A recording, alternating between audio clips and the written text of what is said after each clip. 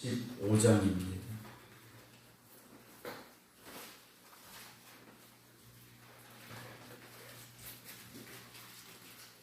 찬송가 15장입니다.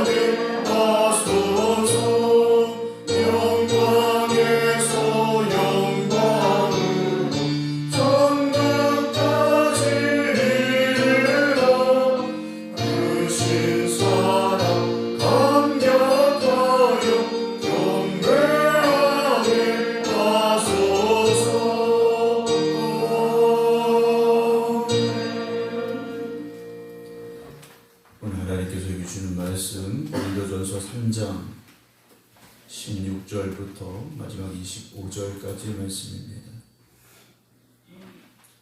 3장 16절부터 마지막 절입니다. 너희는 너희가 하나님의 성전인 것과 하나님의 성령이 너희 안에 계시는 것을 알지 못하느냐?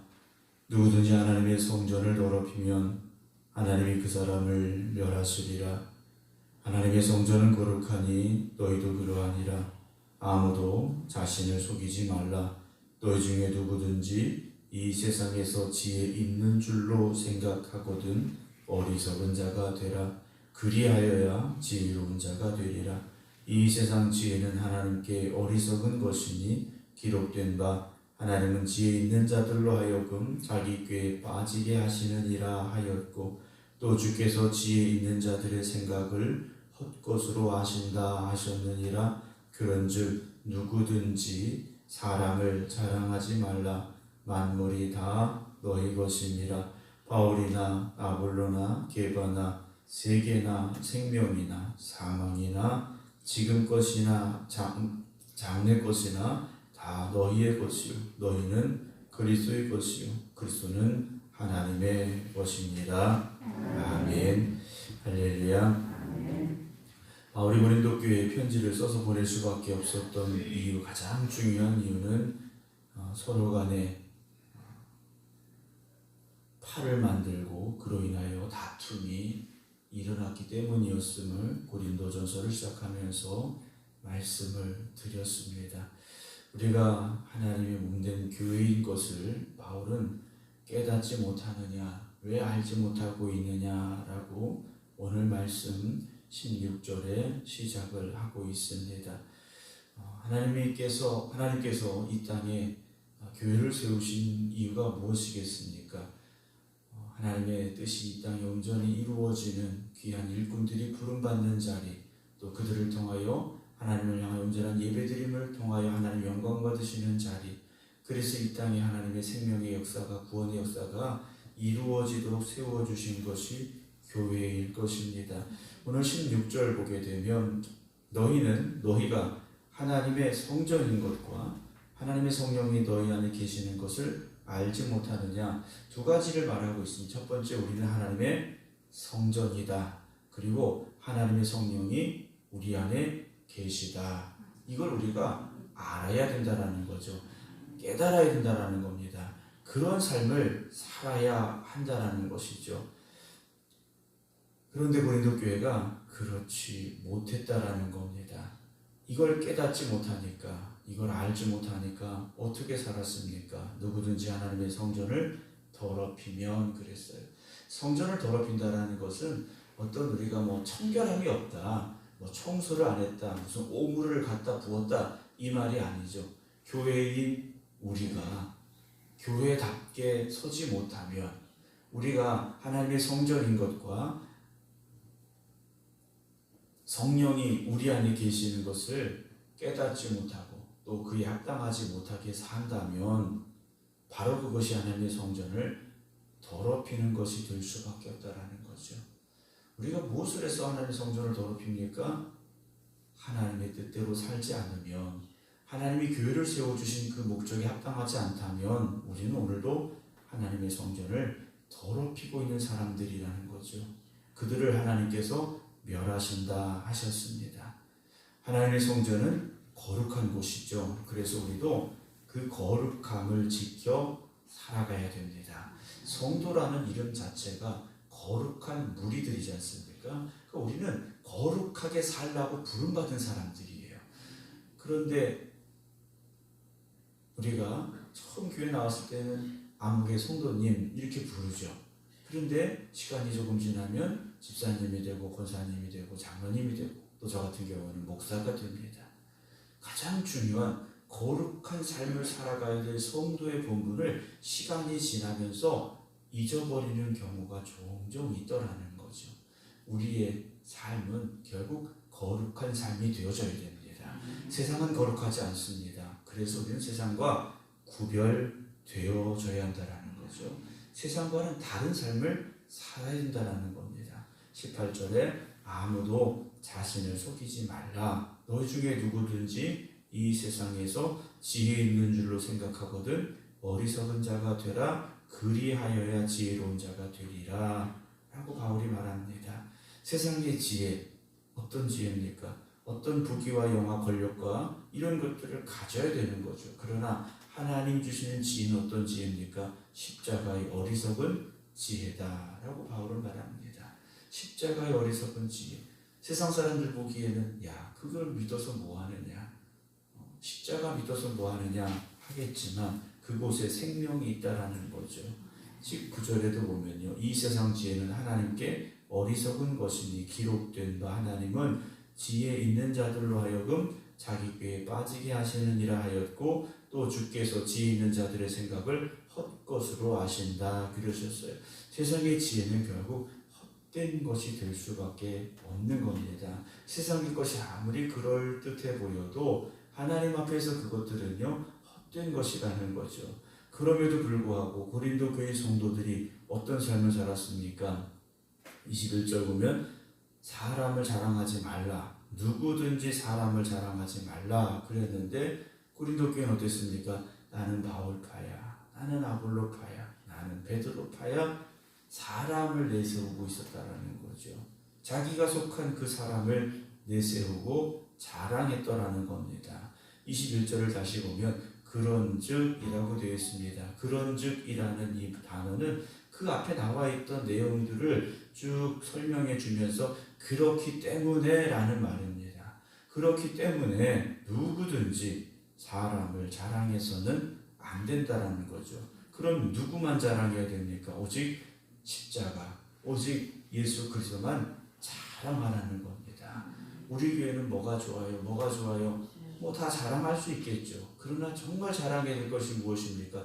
우리 교회는 예수님이 역사하시는 교회, 우리 교회는 주님의 그 사랑을 닮아가는 교회, 우리 교회는 주님의 그 거룩하심을 닮아가는 교회, 우리가 그런 자랑을 할 수 있어야 된다는 거죠. 우리의 자랑은 다른 것이 아닙니다. 오직 십자가, 오직 예수 그리스도가 자랑이 되어져야 됩니다. 만물이 다 너희 것임이라. 바울이나 아볼로나 게바나 세계나 생명이나 사망이나 지금 것이나 장래 것이나 다 누구 겁니까? 너희 것이다 그랬어요. 너희 것이다라는 것은 다 내 거다라는 말도 될 수 있겠지만 더 본질적인 의미는 무엇이냐? 교회의 유익함을 위해서 이런 것들이 있다라는 거죠. 그러니까 바울도 아볼로도 게바도 어떤 세계나 생명이나 사망이나 만물이나 모든 것들이 왜 존재하느냐? 교회를 위해 존재해야 된다라는 겁니다. 그러니까 하나님의 몸된 교회를 위해서 존재해야 의미가 있다라는 거죠. 오늘 이곳에 있는 저와 여러분들도 또 온라인으로 예배드리는 여러분들도 우리가 교회를 위해서 존재해야 된다는 겁니다. 우리가 주님의 몸된 교회다, 건물을 의미한다는 것이 아니라고 말씀을 드렸지 않습니까? 저와 여러분들이 모두가 다 그리스도의 몸된 교회예요. 그리스도의 몸된 교회된 우리가 왜 존재해야 됩니까? 바로 그 교회의 유익함을 위해서 존재해야만 된다는 겁니다. 그런데 고린도 교회가 그렇지 못했다라는 거죠. 23절에 너희는 누구 것입니까? 그리스도의 것이고 그리스도는 하나님의 것이다. 결국 우리는 하나님에게 속한 사람들이라는 거죠. 하나님에 속한 사람들, 하나님의 자녀들이라면 하나님의 자녀들답게 살아가자라는 겁니다.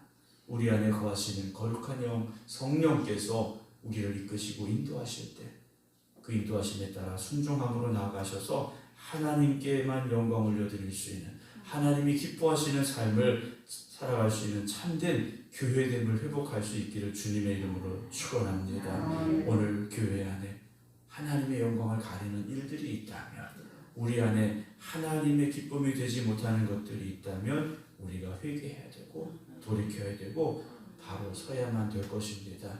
뭐 그런 얘기들 하죠. 뭐 바뀌어야 된다, 변화되어야 된다. 그런데 대부분 남을 향해서 우리가 말합니다. 그러나 남을 향하여 말하기 이전에 저도 여러분들도 우리가 하나님 앞에서 새로워지고 거듭나기 원합니다. 그래서 주님의 몸된 이 교회가 온전히 세워지게 하여 주시옵소서. 기도할 수 있기를 주님의 이름으로 부탁하며 축원합니다.